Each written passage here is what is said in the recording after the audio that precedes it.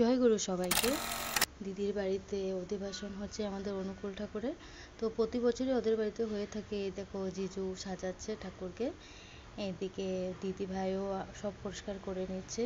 দিদির মেয়েটা, ছোট মেয়েটা গান গাইছে। এদিকে দেখো রাঁধুনি সব একে একে করে সবজি কেটে রান্না শুরু করে দিয়েছে।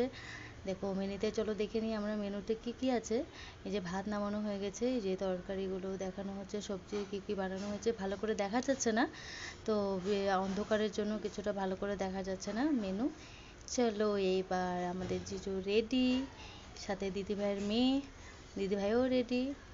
মানে একে একে করে মানুষ আসছে, আসা শুরু হয়ে গেল। তো আমাদের অনুকূল ঠাকুরের প্রতি বছরই দিদিদের বাড়িতে হয়। আজকে দিদিদের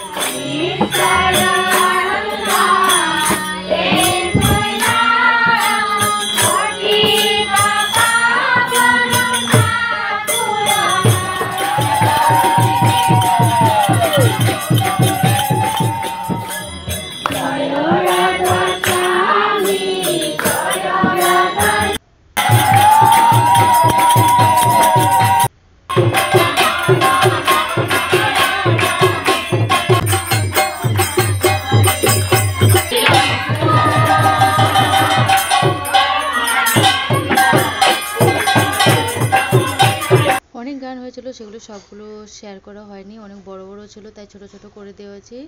গান প্রায় শেষ, গান টান গাওয়া হলো, সবাই একটু গল্প টল্প করে এখন খেতে বসে গেছে।